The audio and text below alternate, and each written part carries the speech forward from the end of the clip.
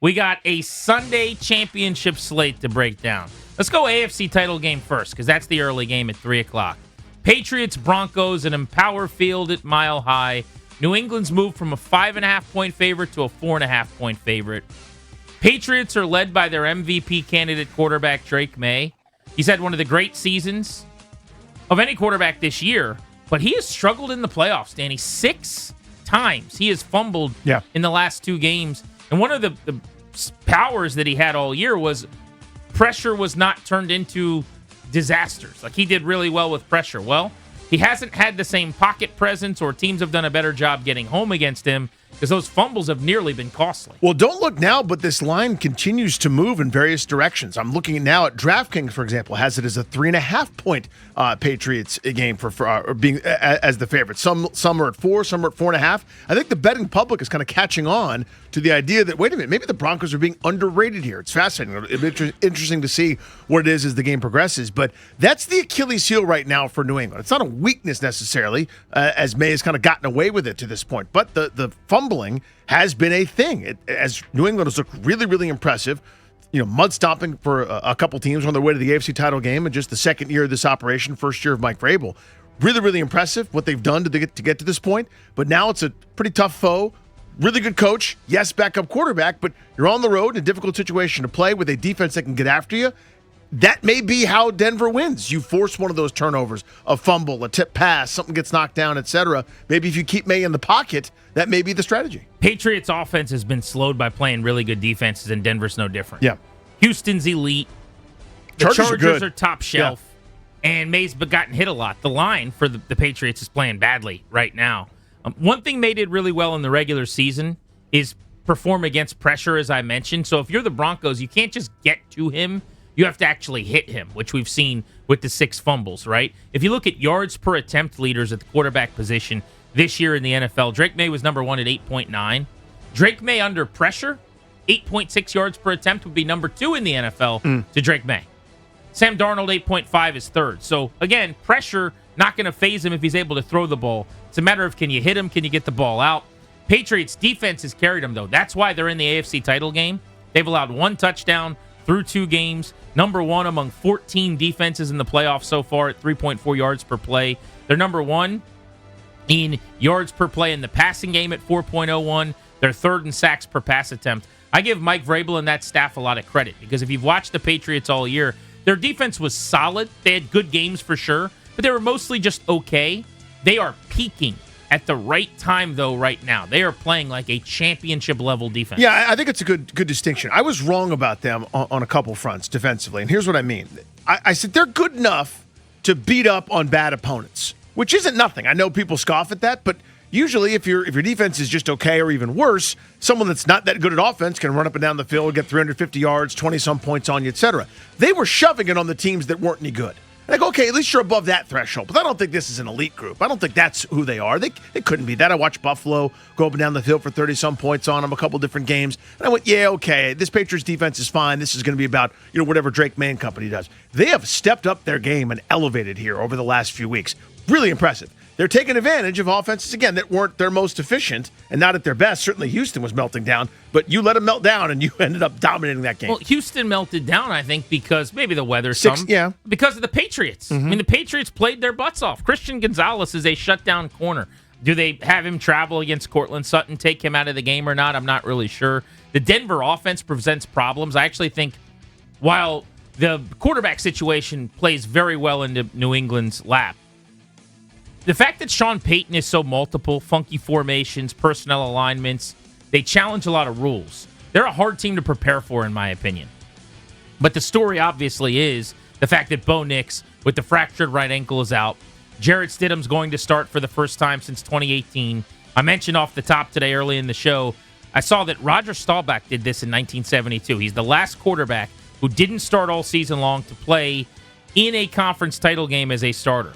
He's been known, in his career, Stidham, to chuck the ball downfield. There's some Rex Grossman here. He's going to give both teams a chance to make a play. That's a big difference than Bo Nix. Yeah. Nix is normally going to take what's there and kind of death by paper cut you, throw the ball underneath.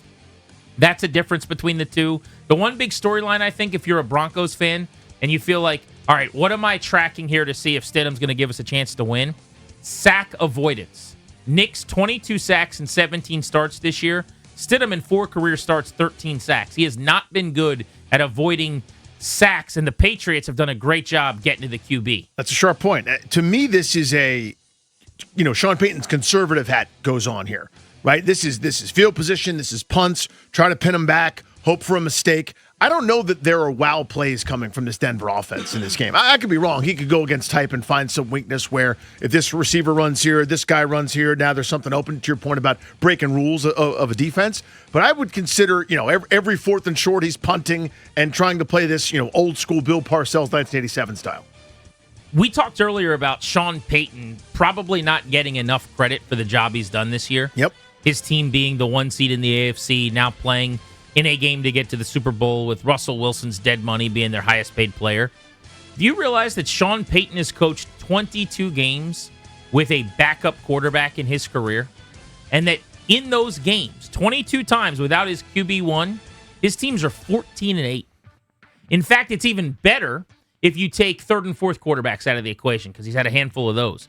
When his backup quarterback, so a number 2 NFL caliber quarterback, starts 17 games, what do you think his record is as a head coach? Out of 17 games, I'll say 11-6. 13-4. Come on, man. A .765 winning percentage for Sean Payton. We don't give that guy enough shine. Backup quarterback. Normally, starting quarterback included, it's a .644 winning percentage. So he's actually been better with his backup quarterback when he's scheming things up and going into his bag and trying to get cute. The area here for the Broncos defense that could be a problem, if there is one, I think is the Patriots' run game matches up well with them. I saw this stat somewhere. Must have been at ESPN.com I found this. So the Broncos defense allows 5.8 yards per carry against one type of run, a duo run, blocking scheme on the interior.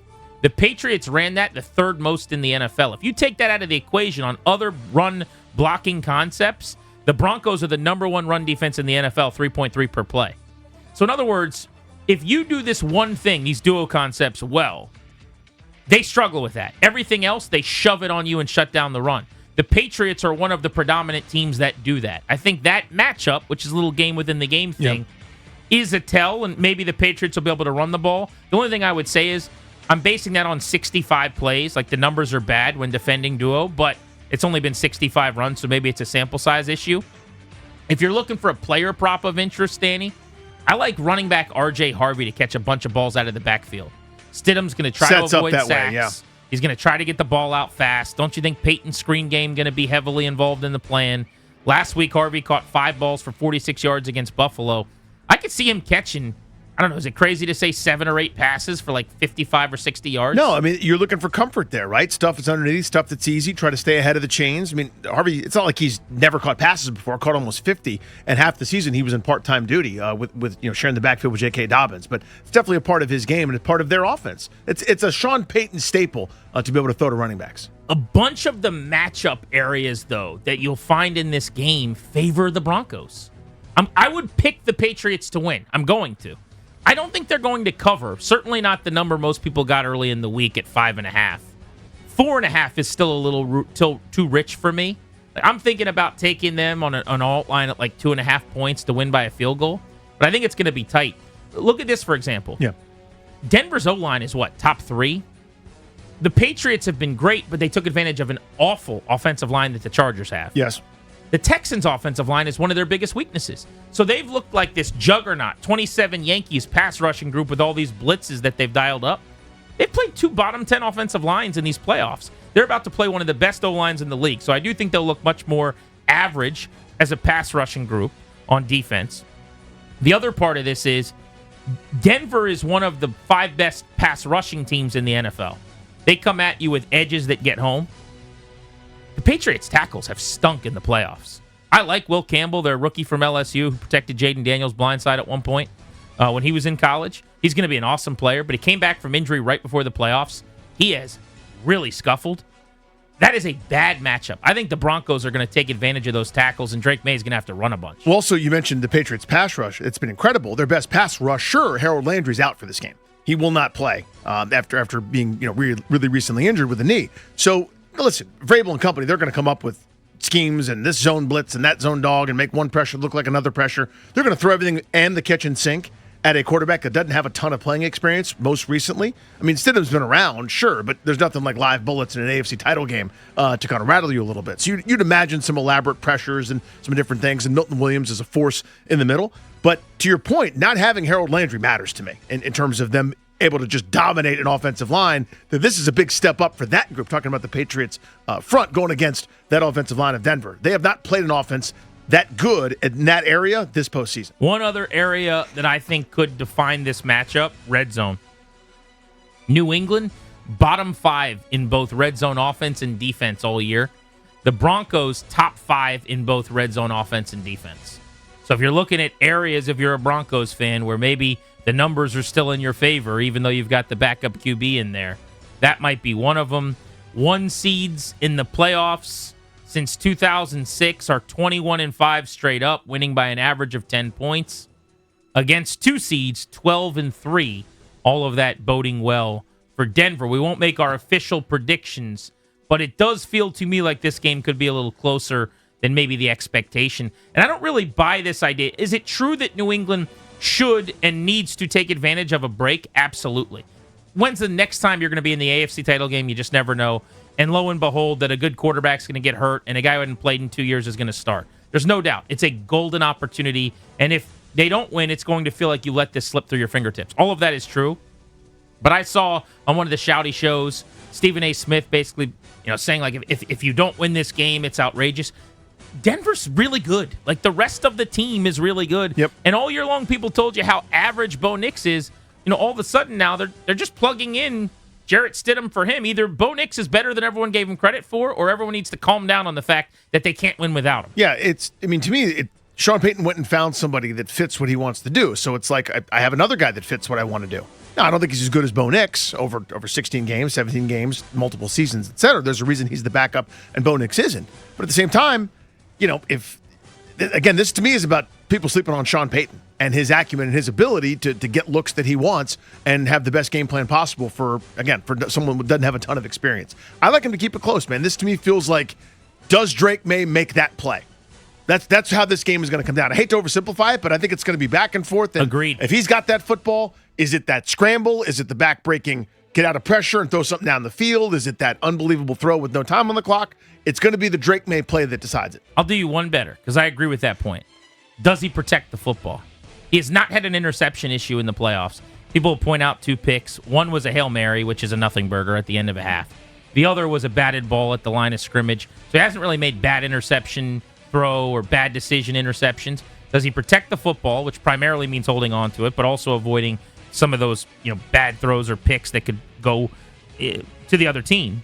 And then also, does he play his best game? Like, does he get them over the hump against a really good defense? You'll have played 3 of the best defenses, not only in the playoffs, but in the league on this path.